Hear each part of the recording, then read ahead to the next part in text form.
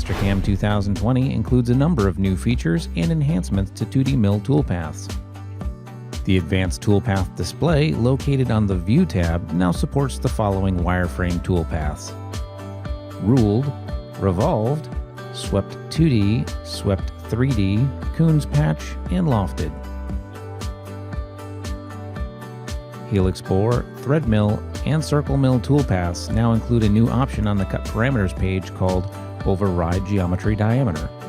This new feature allows you to override all of the selected geometry's diameter information and forces the output to the specified diameter. This option is only enabled when arcs, solid arcs, or cylindrical features are selected.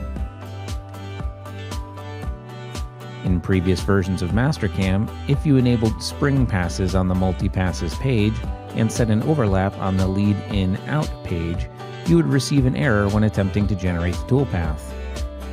Starting in Mastercam 2020, this issue has been addressed, and the Contour, Pocket, Model Chamfer, and Dynamic Contour toolpaths now support the use of overlap when using spring passes.